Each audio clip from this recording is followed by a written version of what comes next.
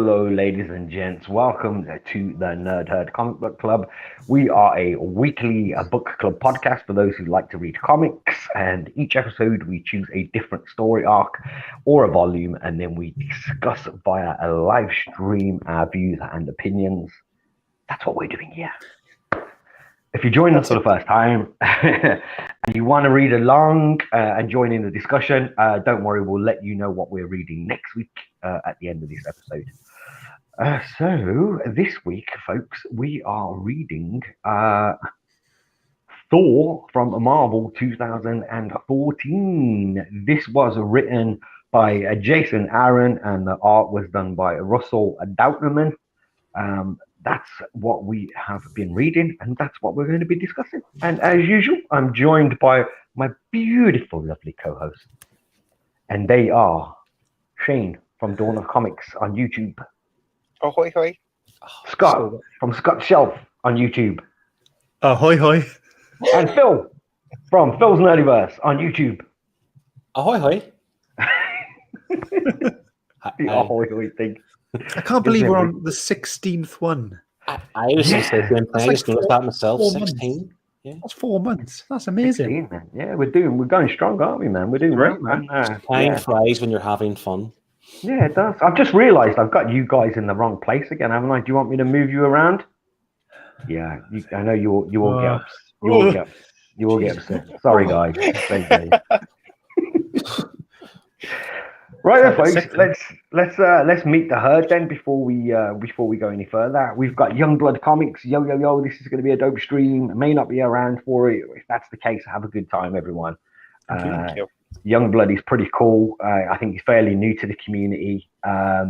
He's a massive X-Men fan like me as well. Cool guy, really nice guy. So I think if anyone's got a blue wrench, Tom, I think you've got a blue wrench. If you can drop the link to Youngblood's channel there as well so people can find him, that'd be really helpful. We've got Liam Cartwright. Evening, folks. How are you, Liam? Hope you're well. We got our friend Sam. Hi, Sam. Evening, Sam. We have the chat jumping on me again, which always makes it difficult. We got the noob. Sean's here. How you doing, mate? Hope you're well. We've got Tom, the man with the blue wrench. I was just talking to there. Evening all. let the nerd herding begin. We've got Firehawk joining us. Hello. Shane, we got your brother in the house. Nice. Tom lurking around on Facebook also. And we've got Amy joining us. Hello, everyone. Fan. Hi, Amy. And we got Slim Comics. Hello, Dean and Company saying hi from work. Hope you're not working too hard there, Slim. There we go. Whew. That's a pretty big herd today. Good herd. Yeah, pretty good, man. Pretty good. All right then, folks. We, as we said, have been reading Thor from 2014. This was 8 issues, single issues with an annual sneaked in there somewhere. So 9 in total. The annual didn't really add anything, did it, folks? It was pretty boring as well, to be honest. Extra reading. Yeah, it was essentially, for those watching, it was 3 stories, and you essentially got like a past, present, and future Thor story. But if you are into wrestling, which, I mean, it's not my thing, but if you are, you might want to know that the last story in that annual was written by CM Punk. Oh, I didn't catch that. Yeah. CM Punk. Explain. Every day's a school day, man. We've got our friend Comic Deal here joining us as well. Actually, James, we've got something to show you later, mate. Do stick around. We've got something for you. So there we go, then. We're going to need a synopsis for this bad boy that we've been reading. Whose turn is it? I believe it's you. All right, Mr. no Scott. worries. In this story, Thor loses the ability to pick up his hammer because something happened in a previous story where Nick Fury, I nearly said Nick Cage then, where Nick Fury whispered something to make him not worthy and he couldn't pick up his hammer anymore. And then insert mysterious female character who picks up Thor's hammer and becomes Lady Thor, but she doesn't like being called that, and we shouldn't call her that, but her name is now Thor.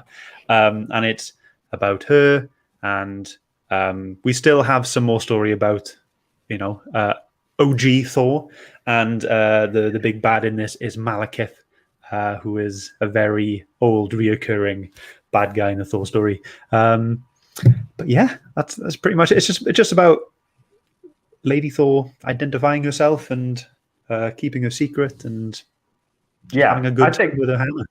I think as well, this is kind of like, I think at the time it was a bit of a mystery, wasn't it? Yeah. But I don't really think it was that much of a surprise, even casting my mind back to 2014. I don't think it was a huge surprise.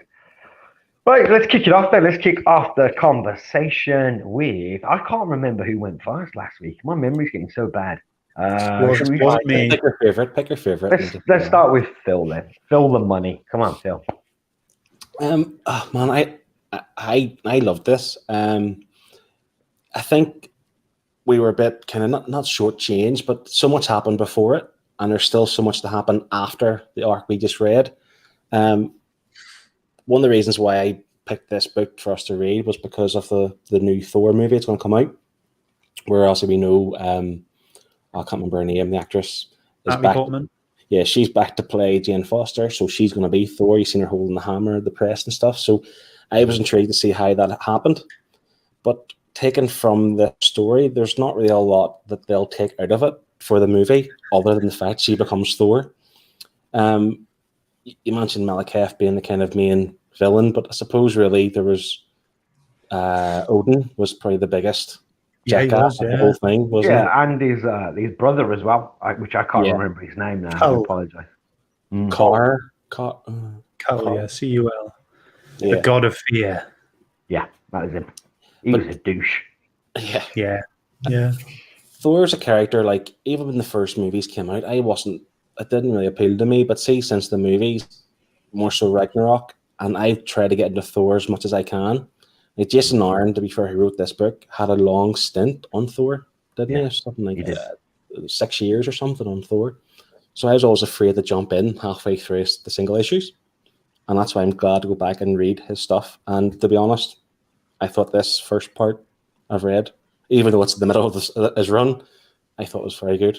Thoroughly loved it. It was very impressive. The artwork's very strange, though. That's the thing. The art was strange. Before we move on to the artwork, let me just catch it with the chat here as well, so we don't get too far behind. We got Beth joining us this evening as well. How are you, Beth? Hope you are well. And just jumping back down here, we have James here saying, check out the size of Shane's hammer. Yeah. Hey, look at that. Yeah. I'm worthy. And Tom here from This Monday Movies. Oh my, that is a big one. The hammer, or we got Amy saying, looking forward to this one as a huge Thor fan. And Tom's confirming Natalie Portman is the actress, of course. So artwork then, folks, as Phil's just said there, you found it a bit strange, Phil. What do we all think? I like the artwork. I think Gutterman, before the first time I've seen his stuff was the War of the Realms event about 2 years ago, and I thought it was great. But I just find some of the panels he does, it's just like, it's hard to know what's going on at times. Yeah, very busy. It's all kind of mashed in and stuff. And overall, I'm gonna chirp in there and say, do you know what? I didn't have that problem. I really didn't. Strangely enough, because usually I agree with you guys, and I know it's usually me complaining, like, I got confused with what was going on. But I was okay with this one. I don't think there was anything in there that I kind of was like, oh, what is that? I can't make that out. Like, I was okay with that. There were a few you all found that, did you? Yeah, it was all right. It was pretty, but it was quite messy in some bits and just not jumbled, but there's just a lot going on. It's very busy. And apart from the actual characters, the designs and the faces and stuff on the characters, which was gorgeous, everything else was not up to the same standard as the characters. I feel the backgrounds and the items were like environments and background stuff. It was just a bit simple, I think. It must be just me here, because Firehawk's saying the same as you guys here. I didn't love the art, a little confusing in the bigger burst panels. Okay, so I guess it's just me. Some of the battle scenes, there was one in particular I remember where she was fighting one of the frost giants, and she just punched him, a simple punch, but I have no idea where the punch landed on the giant. It's like, where is she hitting? Because I can't see his face. I can't really make it his arm. it was just a blue blob Yeah. on her punching it. So I That couldn't work happened out. a few times, even with the final one. Destroyer. There was a lot of blur added. I think that was to give this sense of motion and stuff. Yeah. But not only the blur, the one that she sent into the sun. The Destroyer? No. The Destroyer. No. Yeah, the big armor, the Destroyer. Yeah, so you can't make out, like Phil said, you don't know where she's hitting them, but you also don't know what sort of position he's standing in, because all you see is just a bit of armor, so you don't know if it's an arm, a leg, a back, a head. Yeah. It's not clear. Like, there's no flow to the panels where you can see they're standing face to face and in one sidestep, so that it's hard to explain without showing a picture of one of the panels. Well, let's do that right now. Yeah. And just before we do that, at least I've got somebody on my side here. Thanks, Liam. No, I'm not on my own. Let's example of the artwork then here.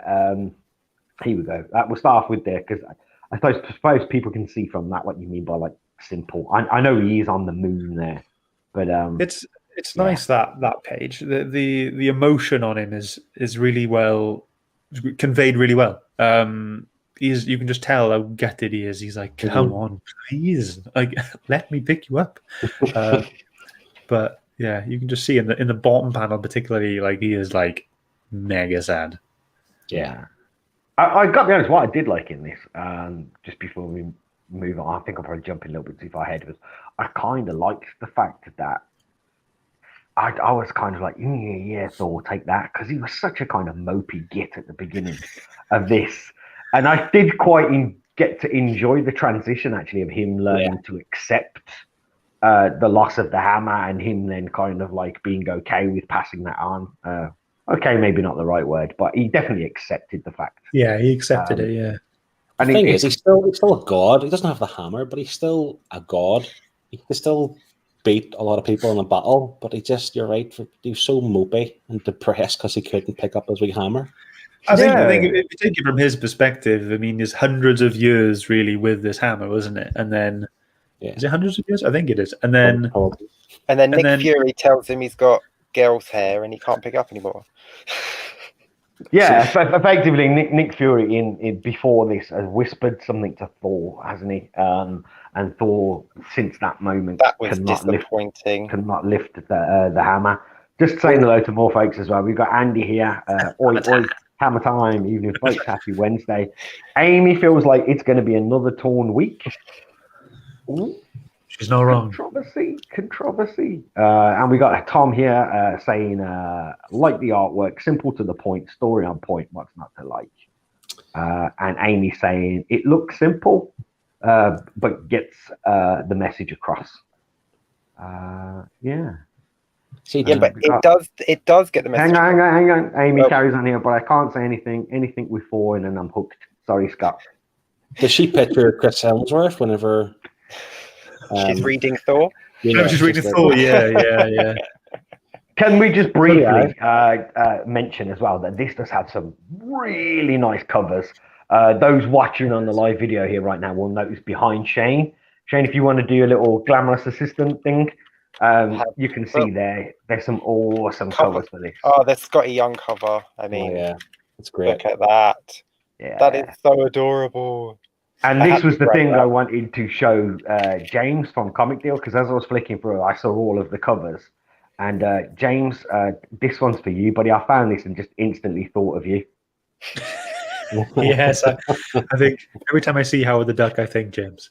Yeah. Look at that, Howard the Duck cover. There you go. But they are gorgeous. That first issue is an absolute beautiful cover, which, bit of a segue here, brings me on to, because we're talking art, the one thing I really did love, probably the thing I enjoyed most about this, was the character design of Jane Foster in that Thor get-up. The gear looked amazing, didn't it? Yeah, it was nice. She looks so much better than, obviously, when she was just male Thor back in the 80s. But it was such a great design. Just with the one sleeve and the free arm and the trap. Oh yeah. I was hooked. I love that strong lady. I thought all the character designs in this were pretty strong, to be honest. Yeah, Even like Malekith, to be fair, has been known to be quite. Like, he's too colorful to be a bad guy almost, but in this he is like kind of like darkened down or something. He made a bit look more sinister almost, and I quite like that. And Loki was incredibly handsome in this book. It's like the art they purposely made him incredibly handsome. Where was Loki? Was Loki not in this book? We read the same book. Did we read the same book? I don't remember Loki being in this either. Oh, I got like the omnibus, like the big one. You've read a few before and after, probably. Have you read Artwork Beyond? You probably read more than you needed to then. Oh, don't say that. I don't want extra homework. Loki was in the annual, but he was very cartoony in the annual. Yeah. Yeah. Oh, so I've got the the omnibus one that I read must have extra issues. I did think it felt more than, because when you started and you said 8 issues and a 9th with the annual, I thought, this took me days to read. I was read like 24 books. I think you did read. Did you read the whole Jason Aaron run? Is that what you? Well, you need to tell me where this ended then. This ended with, if people don't want to know how it ends, then, just mute for a second. It ends with Jane Foster when she goes back after the battle and she kind of collapses on the bed. The armor comes off and she collapses on the bed. That's where this finishes. Okay, yeah, I definitely read more. Wow. So before we do actually move on, let's show people an example of what she looks like in that whole get-up. So cool. Yeah. Very She-Ra. Yeah, and I have to say, like the artwork on it, I kind of see your point. It's not like I'm like against it, but like we were talking about the Flash last week, I kind of like all that lightning stuff and that trippy, busy stuff going on. And like, as long as it's not like it doesn't impede me reading the book, like I love it. That art's perfectly great. It's just whenever she's punching frost giants, I didn't like the fights. Yeah, the fights are hard to read. Everything else was just grand. Even to the point where what's his name, Dario Agger turns into the a Minotaur? Yeah, he turns into that, and it's just like all of it's kind of just him forming up to it, whatever. But it doesn't really make it clear until he's at his final transformation almost. I did enjoy the tiny nod to the Greek mythology of the Minotaur. Because, when you've got that bit where he's like, he's a boy and he's praying and praying and praying in this cave to be saved or something. And then you hear the people coming into the cave and they're trying to find him. And they just say, God, it's like a labyrinth in here. Now, if anyone who knows the Minotaur story, the Minotaur lives in the labyrinth and kills everyone who enters the labyrinth. So I like that little Greek mythology nod there. It was good. Scott's very educated. As you can tell, he knows Greek mythology. I love Greek mythology. I didn't pick that up, unfortunately. Amy's saying here she liked the armor, but wishes there was more. Cover up, Jane. Cover up, Jane. Yeah. Cover up. She's literally got one arm showing. Comic deal here. He's saying Daniel Agger as Minotaur is great in the Immortal Hulk run too. Cool. There we go. I think we're probably going to see that at some point on here as well. Agger is another one who, in this story, he was just a complete jackass, wasn't he? Like, as well, like he's just quite sick. Yeah. Like, even to the point where I think at the fight when you first see him, and Roxxon is being attacked by the frost giants, and they were worrying about his people being killed. He basically says, "No, we're going to fire them, so they'll not be our people." And then next line is, "We'll napalm them." It's like, this doesn't care. He's just really sinister and stuff. It's like, all about the money. Yeah. Yeah. He was very punchable. Agger, character, like he's proper a sleazebag, that kind of character, wasn't he? Like, he really had an instant, just straight away, even from the first couple of panels, instant dislike for him straight away. I think you got the gist of how twisted he was when it shows the scene of he's got all the heads of those people and he's wired them up and he's kept them all alive. Just the heads, and they're like crying and begging. Kill me now, yeah. It's quite dark, but it kind of like, if for me who's never read that character before, it describes the character in like a panel, pretty much. You know how Yeah, dark this character is. His backstory, didn't really last too long. It was only a couple of pages, I think, wasn't it? But it was pretty dark, man, where he comes from. So I can kind of see why, like Comic Dev saying that he'd be a good fit for something like Immortal Hulk, seeing as that has kind of like tones of horror genre to it. Oh, does it? I might have to have a look at Immortal Hulk. Yeah, just saying hello to MJ Comics here, who's joined us. And Amy saying, as in more of a punchy look, she is the new Thor, needs a bigger statement with the armor. That's what Amy meant, not that she needed another sleeve. I really love the helmet, though, that it's covering the face rather than like the one that Thor had with just the wings. So I think that's really cool. It's the lipstick as well, though, for me as well. You've got this whole kind of like helmet, and then the eyes are all black, and then you've got this dark lipstick. And I have to say, like, the look of that, for me, I personally, for me, I think this is one of the most kind of like more kind of badass female empowered books I've ever read in a comic book. And it's not done in a crap way either. It's done in a really respectful, kind of cool way, in my opinion. Although, disagreeing. I'll say, forward to talking about the story. You chauvinist, Scott. I agree in terms of Freya, the All-Mother. Like, she was quite powerful in this too. The one thing I did not like about the kind of female cast was towards the end, where they just brought a female army that didn't really need to be there. They didn't need to assemble. When Thor got them all together. I liked it. Oh, no, when that was just like that cringy moment in Endgame, when all the girls just get together and it's like, ugh. There you go. You can see them all battling there on the screen. Yeah, it's quite cool. It was cool, but did Thor get them all together, or was it Freya that got them all together? No, it was Thor. He picked them all off his list, didn't he? Right. His list of he had a list of people who he thought were suspicious people that were going to be crossed Jane's name off because she's sick. Yeah. And what I think he did was, when he realised that Thor was in trouble and he didn't know who she was, he just went and got all of those names off of that list. And he ends up ripping that up anyway, doesn't he? That list goes. Well, surely, if he had everyone on the list and realised, where's Jane? He must have. Figure out? Well, he only asked her that she's on her bed, sick. He crossed her off the list because she's dying of cancer, so he's not. He pretty much wrote her off.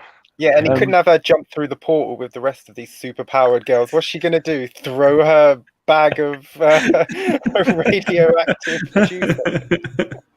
Yeah. But sorry, Phil, go on. The point I was making about that scene is, like, the Destroyer, it was powerful and stuff, but I'm sure Thor's battled bigger and stronger enemies than the Destroyer. And the fact it's taken Thor, Odin's son, the old Thor, and this...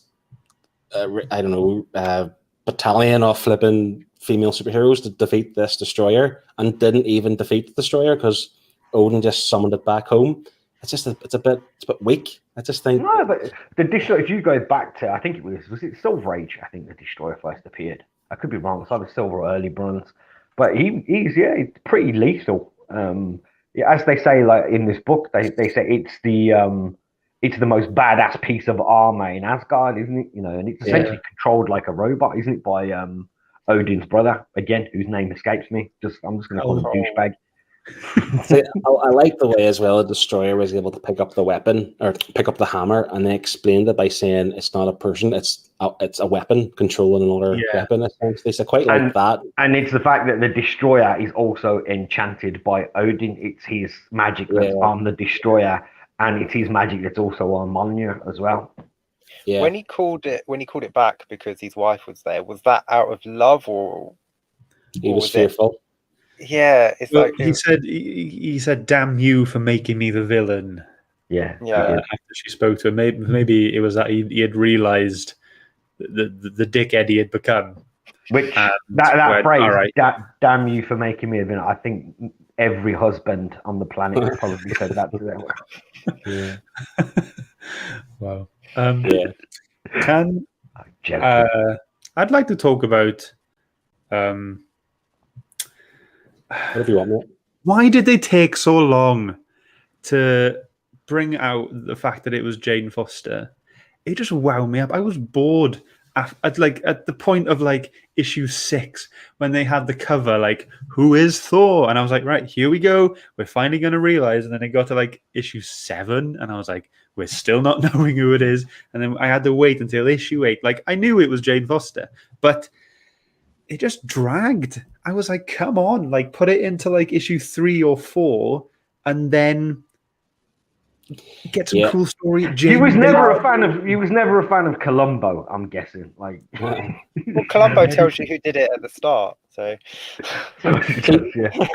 I agree with Scott to an extent, because the whole idea in my mind before reading this was that like, I knew Jane Foster had cancer and she was dying of cancer and she took the Mjolnir, became Thor and all that kind of stuff, kind of helped her for a while, or essentially made her worse. But there was less of the kind of heartache she was going through until the last 2 issues. You didn't really see her struggling to being Thor, whereas we find out probably later on in the run that her becoming Thor is to her detriment, makes her weaker and sicker. But like I think we should have seen maybe more of her kind of distress becoming Thor. I kind of like, to be honest with me, I kind of like the fact that they left that out, like that we didn't know who she was or what the struggles were and all of that stuff. I kind of like that they just kind of went, bam, it's Jane at the end, and we didn't have any of that story, because now, for me, I'm kind of looking forward to, like I think you said, Phil, of going on and reading more, because we are kind of right in the middle of that Jason Aaron stuff here. And it really made me want to go and check out what happened before and what came after as well, because I've never been a big reader of Thor myself personally. I don't really like all of that kind of like like mythology, kind of like wizards and all that, like fantasy stuff. I kind of struggle a little bit with. So, but I really did think that this kind of hit the nail on the head with it. Really, I didn't have a problem. I just think they could have brought it back a bit. Like for me, like after reading volume 1, the first 8 issues, I don't want to read volume 2. Like honestly, I was just like, they've dragged this on now. Like there's nothing keeping me in. I just feel like it was just like, okay, great, it's Jane now. We know she's she's struggling at the end, and that's it. Like I said, I don't think it came as a surprise to many people in that. Casting my mind back to 2014, I don't think many people were that shocked. I think majority of people had guessed it was Jane Foster in that mask anyway. But just catching up on anyone else it could be at that point. Well, you had his list there, didn't you, of like Angela and all that stuff. But yeah, I think it was pretty obvious. We got Firehawk as well. Like you, Shane, I definitely read the wrong or started at the wrong spot here. What's going on this week? We've got Shane. You've got your brother here asking Scott, how many issues did it take you to realise until it was Jane, Scott? 0, because I knew. He knew. And Tom saying it's called suspense, Scott. It's called marketing. It's not called suspense. They could have done it halfway. Amy is giving us a warning here. Watch out, everyone. Sassy Scott has arrived. Hashtag Sassy Scott shelf here. And we've got Liam Cartwright here saying it's like Dean said at the beginning, it was never a surprise. It should have just been addressed early on instead of trying to make it suspense when it wasn't. It's a fair point, I suppose, isn't it? But they did do the reveal really well. Like, even though I knew it was going to be Jane, like that page where she throws Mjolnir into space and then she slowly starts to turn back. Like, if I didn't know that was Jane, that would have been a great reveal to see her sort of just collapse and be just this decrepit. One thing I did not like as well, what she kind of mentioned about when she picked up Mjolnir. So Jane Foster, as we mentioned, has cancer. She's fairly ill. You see her in hospital beds or the bed at some point in the book. How did she happen to be on the moon to be able to lift the hammer? The hammer was left on the moon, and there happens to be this pocket of air where humans can breathe and survive. How did she manage to be there to pick it up? You've never gone for a late night stroll on the moon? If I could, I would, 100%. And the thing is, as well, whenever she picked up Mjolnir, she seemed to. Obviously, I understand initially getting grips with the power, but she seemed to struggle to navigate home. So she gets the moon okay as a human being who's ill and sick and dying of cancer, but with Mjolnir and with my only thing I'll put in there though is that having not read before this, we don't know how that ended. So like I personally don't. So I don't know whether that ended with her being on the moon or left on the moon or whether something was going on there. Sure, Thor was on the moon moping for 3 days at the hammer, and then it wasn't until they all cleared away and James snuck up and thought, "Oh, give it a go." Stole. It's mine now, and then just sneaked back off the moon. Although I did like the fact that whenever the message on the hammer says, "He who be worthy may possess the power of Thor," I like the way the wee secret S popped. So she who maybe. I didn't that. Did you not see that? I'm glad I didn't notice that. I would have thrown my tablet across the room. Well, I will say for me, like I found it a little bit slow going to start with. I think I'm the kind of reverse to you, Scott. Like I found this a bit. I'm like, come on, pick up the pace, in those first couple of issues. But once it did, I think once we hit like issue 3 or 4, I was in then. I mean, I found it like it was. I think it was just slow all the way through. I found it quite predictable. Like Jane gets hammer, Jane has fight, has like this identity issue and whatever there. Oh yeah, it does. Oh, the shiny S there.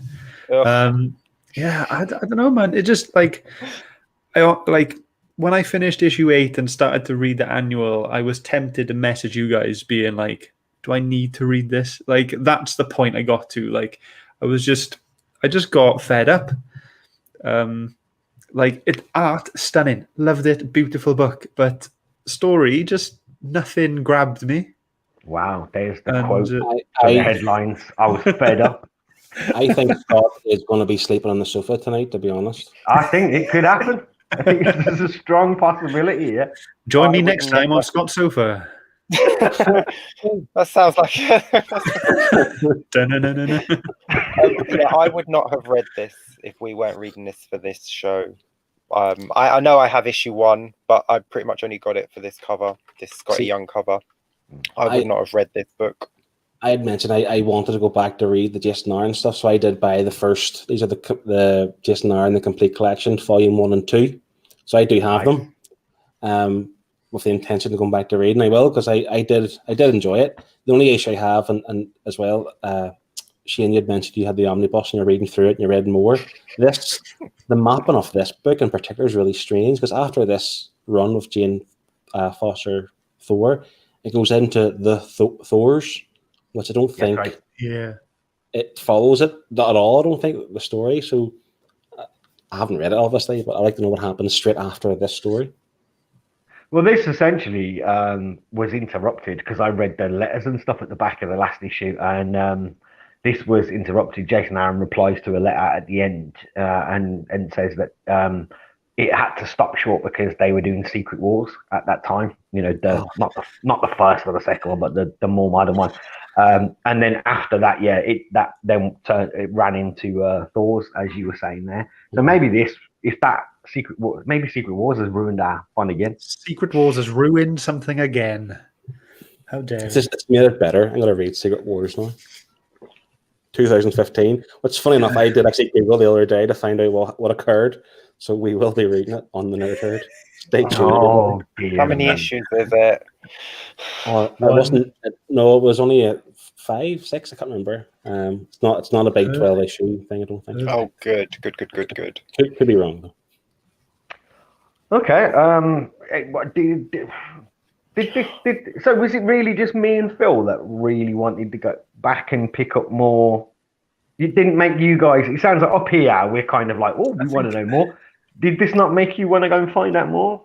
Well, I read the entire thing. Apparently, I thought that's what this was. I know exactly how the Jane story ends. So, oh dear. I've read the original Walt Simonson Thor run, and that was in the 60s, and I found that more cohesive and actually more engaging. And I don't know, like I think I was just comparing this to the older original. You know, Walt Simonson was the guy who defined the Thor character and the story, and a lot of people take inspiration from his stuff. And a lot of characters that he created are still coming up in stories now. Like Malekith was done by Walt as well, I think. And yeah, I think I was just comparing it to that, and it didn't feel as mature, and I think you already know how I feel about it. I'm getting a sense, mate, if I'm honest with you. Coming through loud and clear. It wasn't fun. Yeah. It was dreary. It wasn't bad, but it just wasn't fun. Like there was no, like, she's got this hammer, she's new to being Thor. There was no fun. She was just being Thor. You know, she was just being the hero. She had cancer. It's not time for fun. That's the thing as well. There was no like F yeah moments. You know, it wasn't like there's these kind of big kind of realizing what she can do, and my first lightning bolt, and my first throwing the hammer and hitting 5 bad guys, and she was just good at everything straight away. I can do this now. She's got a vagina. She's good at everything.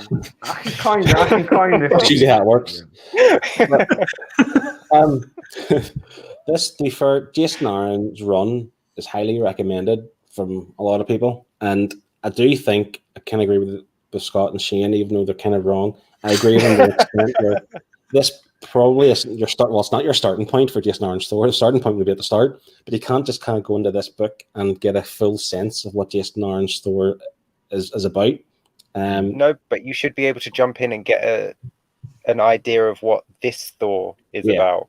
Yeah. And you don't. She's literally just Thor. But I'm going to disagree there. I felt that I did. I felt like I got a sense of what her principles were as her stint at Thor. I felt like I got that from it.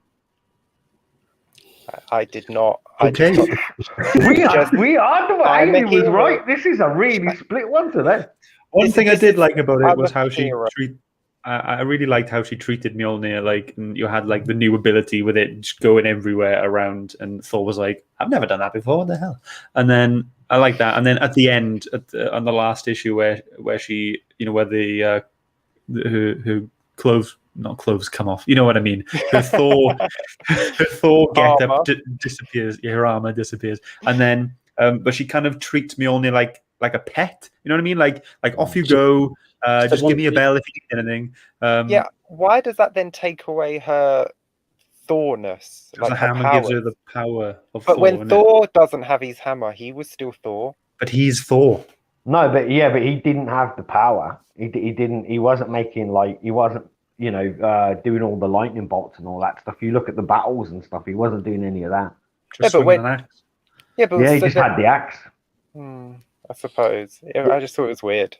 The other good thing I enjoy about this story is because I jumped on Jason Aaron's Avengers #1, and Thor didn't have his arm, and I didn't really know why he didn't have his arm. So it's now good to see why he doesn't have his arm, because it was basically chopped off by, well, Malekith done it, but the Giants held his arm out, they chopped his arm off. So he has kind of like a Winter Soldier style arm almost. And what I was more interested in is like, does he, because I can't remember, I've only dipped in and out. I think I've read 2 issues of the current Donny Cates run on Thor that's going on now. Does he have his arm in there or not? He does. Back. Yeah. How does I want to know how he gets the arm back now. If anyone knows, drop me a message. I think it's in War of the Realms. He gets it back. I think. I can't remember now. In around that time. Anyway, he gets it back. Is it done with some sort of magic or science in comic books? Yeah. Comic science again. Well, if on Asgard, if they can cure cancer, I'm pretty sure they can regrow an arm. Because they say to Jane, don't they? Like, you know, she doesn't want magic involved in her getting better. So they can obviously cure her, so they can grow back an arm, surely. Maybe. I don't know. I don't know what the medical limitations are on Asgard. Yeah. But I think a scale of difficulty, I would think, you know, curing cancer, regrowing a limb. Do Asgard have an NHS? Anyone? Yeah. The other thing as well, which I found weird, and I don't, it's not bad, but I can't say it's a good thing either, was the fact that whenever Jane became Thor, she was obviously talking to herself, within herself, but talking out loud as Thor, like they were like contradicting one another almost, and like answering each other's questions. It's like I sort of assumed if she's possessing the power of Thor, she just becomes that confident Thor as opposed to kind of self-doubt. Like doesn't she? No, but that's where that's where I think I got something different from Shane, because that happening to me, that was her discovering. She's thinking to herself like, "Holy crap! What's this thing happening here?" And then she's answering as Thor. It's like that's her kind of. Because if you look in the book as well, there's moments in the stories where she's never met people, yet she's familiar with them. And I think somebody does say, "Oh, have we met?" And she says, "No, but the hammer knows your presence." You know, so that's kind of like why I got that character from her, like she was discovering it and stuff. Just before we do final thoughts and stuff then, folks, Amy's saying, I want to know more about Beta Ray. Not really selling this run of Jane as Thor, guys. Sad face. I don't want to sell it. Beta Ray I'm fighting for it, Amy. And we got Liam here saying, welcome to the Sassy Show with Scott and Shane. Coming up next week. We should do that, Shane. Let's go. And Comic Deal saying Asgard does have an NHS, but you can only go if you're feeling a little Thor. That's a bad joke. That's so good. That's the worst one yet, mate. Oh, keep them coming, man. All right, then let's do it, folks. Glasses off, glasses on, as we always do. We do the final thoughts and scores. For those that have read along this week, you know the deal, folks. Drop your scores 1 to 10 in the chat, and we'll take an average of what you guys think as well. And we will total up the averages of what we think, and we'll see where it falls on the leaderboard. So let's go. Oh, me? I find I did enjoy this book, and I did enjoy the art to an extent. I didn't like the battles, like we've mentioned. There was just a lot kind of it's hard to explain what was going on. The story overall, it didn't wow me. It was just interesting to read it, but I did feel like it needed more. There was no, like I mentioned, there was no F yeah moments. I also found it weird that, if I'm right, that Thor and Thor kissed, didn't they? But Thor didn't realize who it was. I would have thought you would have realized by kissing your former lover, you would know it was her, but whatever. A lot of people, man. Anyway, moving on. So I think it depends on how many you've had as well. Just saying. This is true. Need. There was a few things that I didn't like.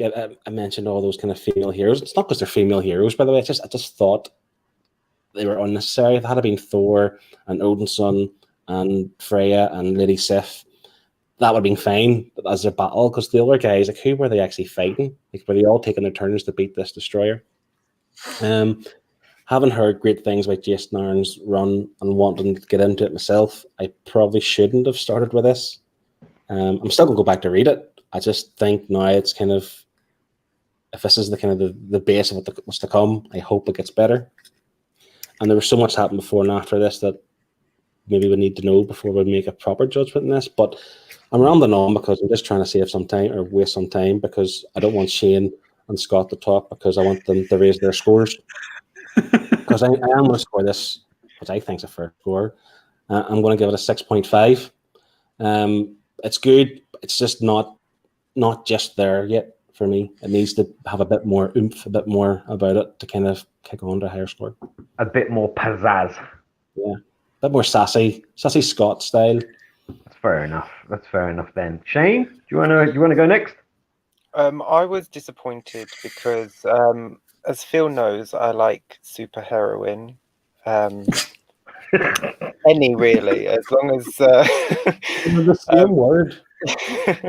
I love a female character in my comic books, as anyone who knows me knows. So I was really looking forward to this because just the covers alone, and she looks so great, and I was expecting so much more than just a generic Thor character. Like, it literally could have been anyone, apart from a few little bits here and there that sort of give away who she is. There's not really anything that makes her stand out. She's just very Thor in all her fights, in all her scenes when she's interacting with people. It just felt like Thor. It didn't feel like a new Thor to me personally. So I was a bit upset with that, especially with the promise of a real female Thor. You can't go wrong with a design like that, but apparently you can. The art, lovely for the faces, lovely for the characters. Backgrounds, dreadful. When there's too much in the panel, there's just too much in the panel. This artist doesn't know how to differentiate between what he's got. He's just drawn and then on top and on top and on top and on top, and it's like, well, now I can't make out the three things behind because you've just clustered too much on. But it's fair, it's fine, it does its job, it gets you along. The story's not fun, the story just is, and I don't want to read it again, unfortunately. If she comes back, if she's got a new writing team, I might dip in to see if it's hopefully fun, but if it's the same writing team, I won't read any more of this. So for me, this has to be based on the character design and the likability of the characters and the okay story. It's got to be a 5. Wow. Okay. Scott? As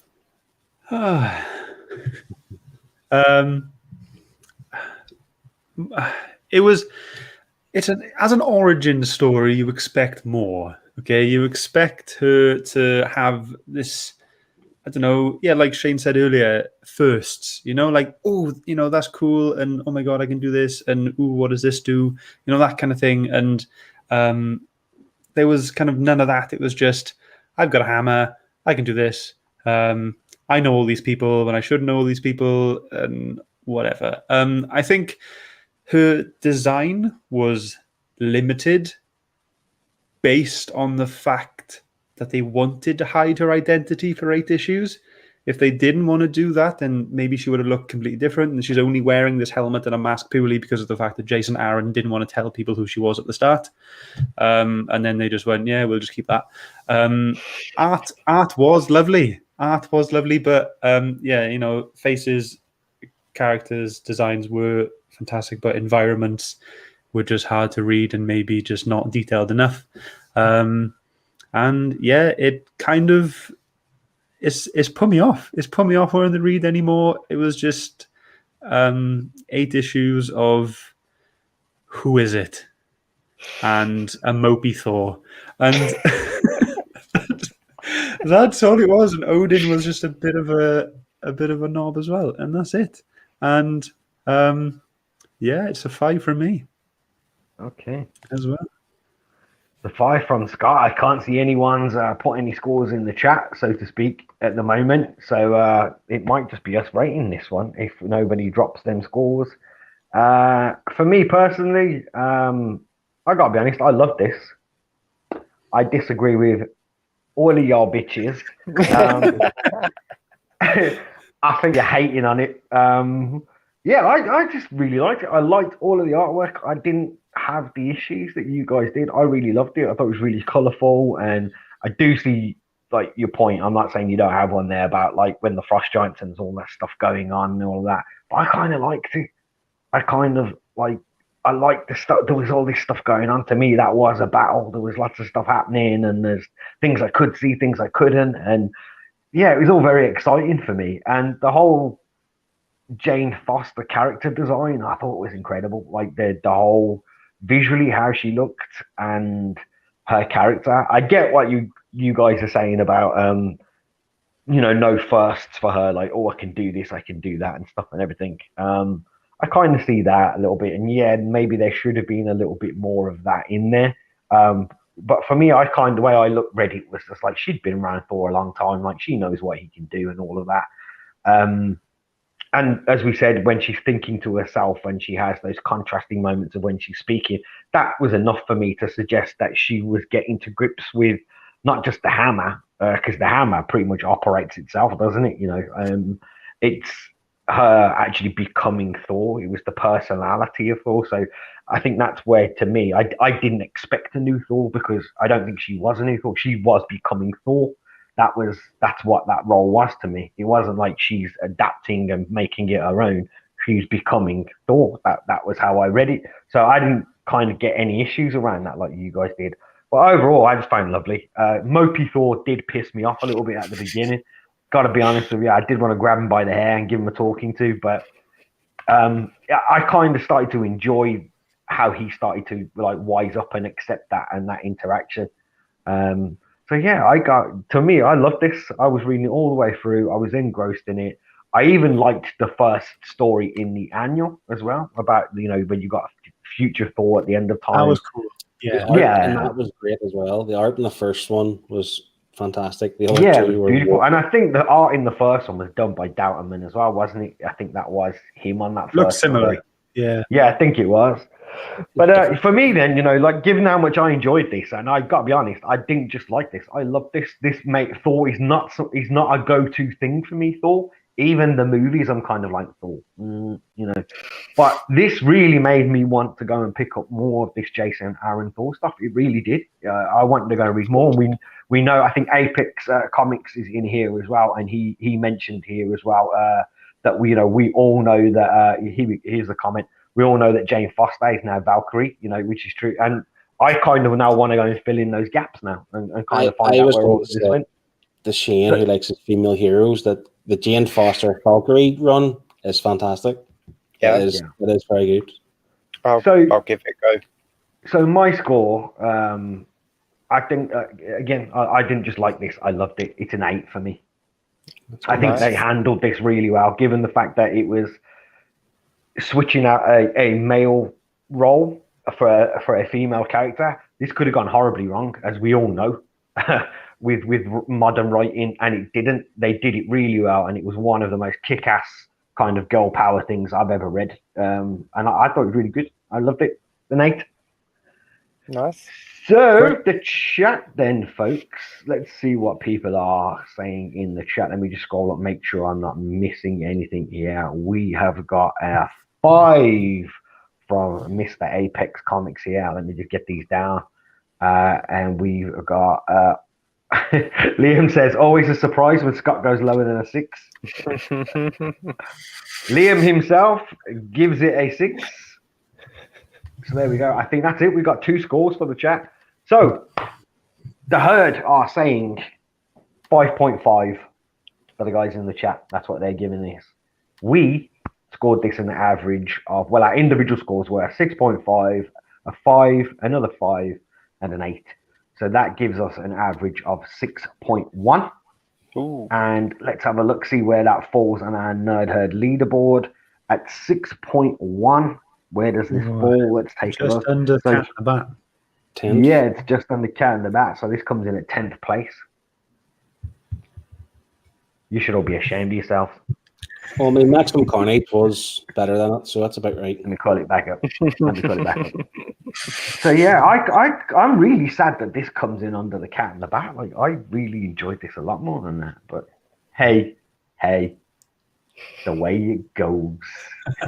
I think the main thing being there's so much before and after for me. I think if we had it, say, read it from the number 1 through, we may have all enjoyed it more and scored it higher.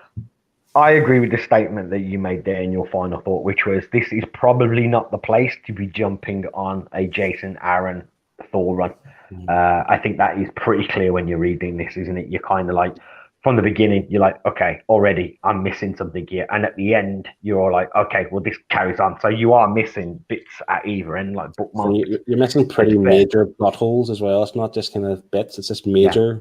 In fact, he's not worthy. But I think we'll discover that in a few weeks. Yeah, possibly. No spoilers. But no, I was aware of that, but I tried not to let it. Whenever we read something like that, I tend to just look at what's in those pages and base it on that. Like, if it spoils it or it's too complicated for me, then I'll get marked down. But if I can read it and just enjoy that for what it is, then I try not to take any notice at that point. That's it, folks. We've got a 6.1. This is 10th place. I still can't believe that. If it was a bit more fun, it would have had extra points for me. All right, then, folks. When you put it in that perspective, like we mentioned, it's their 16th episode of the Nerd Herd. Like it's in the bottom half of the table. Yeah. Right? It doesn't feel like it should be in the bottom half. We have read some great stuff, but this doesn't feel like it should be in the bottom half. I agree. Should have been better then. Yeah. And you shouldn't have given it a 6.5. Just That's right.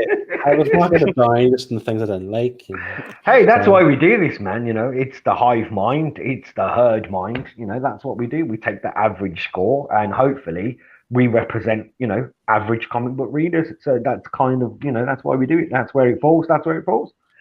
So before we go, do we want to quickly just go around and let people know what's been happening on your own YouTube channels?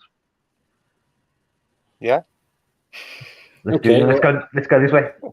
Okay, ladies and gentlemen, for the third, I think, week in a row, I've been mentioning Comic Airwaves. We are now 10 days away. So excited. Philip and I are just finishing off some little bits. I'm very happy with how things are going in the preparation for it all. It's going to be really fun. The more people that come, the better it will be. I'll just leave it at that. And it's going to be really fun, really engaging. Everyone can get involved, and it's just going to be fantastic. Go on my YouTube, I was going to say Facebook thing. Go on my YouTube page now, and you can find it there. It's scheduled, ready, and you can go ahead and get reminded about it, get notified about it. And if you want, just like it now, just to let me know how many people are interested and ready to watch it and ready to join in and ready to have a laugh. It's going to be fantastic. Let me find it now. Awesome. Shane, do you want to go next, mate? For the rest of January and February, I am reading and reacting to DC Future State, so there should be one big... I think we got some distortion from microphone. Is it mine? I think it might be. It always is. That's better. There you go. Oh, he's beat it. Great.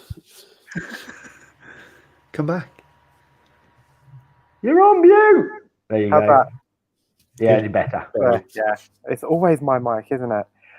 So January and February, I have my reading reacts for Future State. I just put up Dawn of Comics Quiz Night 4 yesterday. If you haven't watched that, go over and watch that and see if any of these fine chaps win.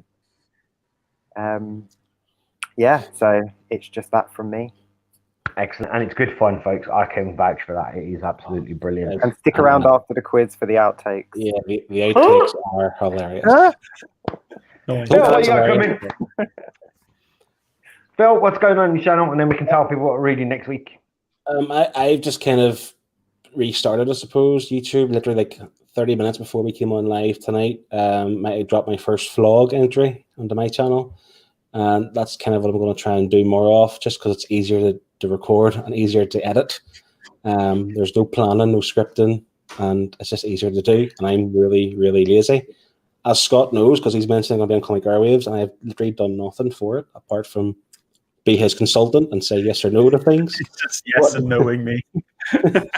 Nice. So yeah, I mean that's I'll drop a few more vlogs, and I'll be appearing on Comic Airwaves at the end of the month. There you go. Excellent. Ciao, Sounds mate. good. If you are watching, folks, and you've not subscribed to these guys, you should be able to find all of their links in the description below as well, if you want to check these guys out. As for me, I'll be here next week. I don't think I've got anything else going on. Just catching up with the chat here as well. If there's anything in here. We've got Apex Comics saying, it's nice to be on a British channel. You are more than welcome here, my friend. Thank you for joining us. Yeah, come visit. And we've got Amy saying, surprised myself how well I did with the quiz, Shane. Great outtakes too. There you go. Honestly, folks, go watch it. It's brilliant. So next week, folks, everyone's going to want to know what we're reading next week. Next week, we are reading and reviewing. Let's remove the banner there. Boom. We are reading Wonder Woman, I think you pronounce it, the Hikatea, from DC in 2002. Shane, did I pronounce that properly? I say Hikatea, but Hikatea. say how you like.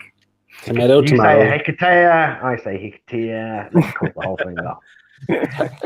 Heroin, you know, it's just watch the quiz for context. Just to let people know, so I think this is a standalone trade paperback as well. So it's not single issues. This one is a standalone there as well. That's what we do next week, folks. Hopefully you'll come and join us for that. And it's also worth pointing out that next week we're going to be asking you guys to choose the following week's story arc as well. It's that time of the month again, so we're going to be asking you to do that. And of course, if we do select your story as well, then you do win some goodies as well. So come and join us for that, and have a think this week about what you want to see us read, and then come and join us, and we can do that too. There we go then. So I think, folks, just worth mentioning as well, we are on all the major podcasts. I say it every week. So if you do ever want to go and check us out on there, hit the link in the description and you can go there. And if you are on the podcast and you want to come and watch the video, just hit the link in the description. Or if you can't be bothered to do any of that, just look us up on Instagram at the Nerd Herd Comic Book Club. Breathe. Whew. On that note, you're gonna have to pre-record that. So you just hit a button. You know what I've thought about? I'm like, should I just pre-record this every week? Just hit the button, yeah? Right. 1, 2,